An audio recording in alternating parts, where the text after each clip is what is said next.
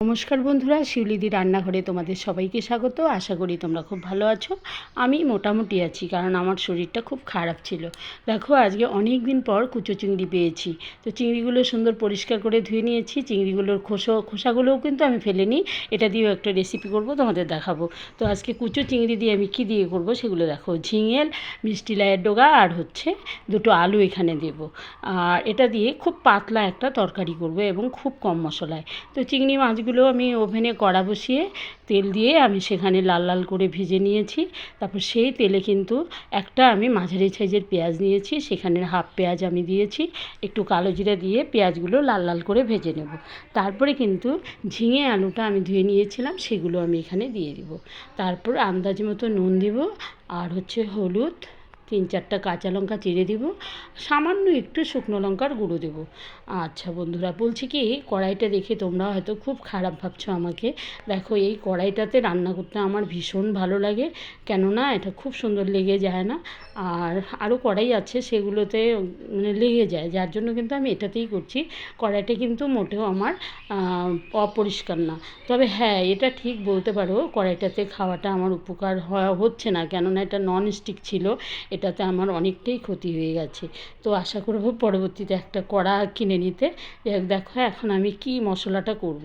সামান্য হাফ চামচের মতো কালো জিরা, 4টে কাঁচা লঙ্কা, লাল পাকা লঙ্কা আর হাফ পেঁয়াজ আমি বেটে নিচ্ছি।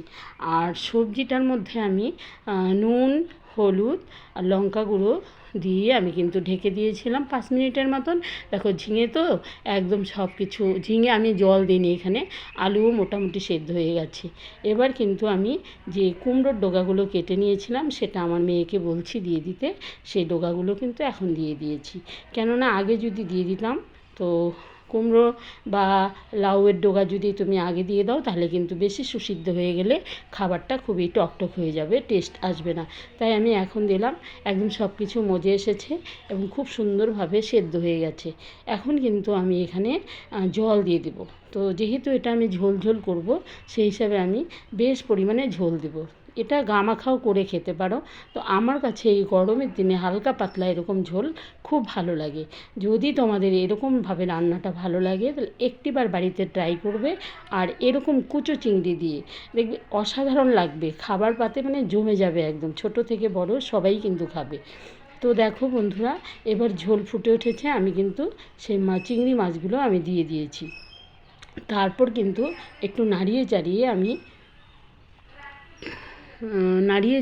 আমি সেই যে মশলাটা করেছিলাম কালো জিরা আর পেঁয়াজ, সেটা কিন্তু আমি দিয়ে দিব। দেওয়ার পরে আমি 3-4 মিনিটের মতো ঢেকে দেবো, কেননা মশলার একটা কাঁচা গন্ধ আছে, সেই গন্ধটা দূর করা পর্যন্ত। এটার স্বাদ তোমাদের কেমন লাগবে আমি জানি না। প্লিজ বন্ধুরা, একটিবার করে খাবে। আর বন্ধুরা, ভিডিওটি না টেনে পুরো ভিডিওটি দেখবে। পুরো ভিডিওটি দেখার জন্য তোমাদের অনেক অনেক ধন্যবাদ। দেখো, কালারটা ঠিক এতটা সুন্দর হয়নি, কেননা এখানে বেশি খুব হলুদ অ্যাপ্লাই করা যাবে না। দেখো, এবার রান্না হয়ে গেছে, একদম কমপ্লিট। আমি ঢেলে ফেলেছি। এই ঠিক একটিবার এরকম করে খাবে। আর আশা করছি তোমরা অনেক অনেক ভালো আছো। আগামী দিনে তোমরা অনেক ভালো থাকবে। নমস্কার, নতুন বছরের জন্য।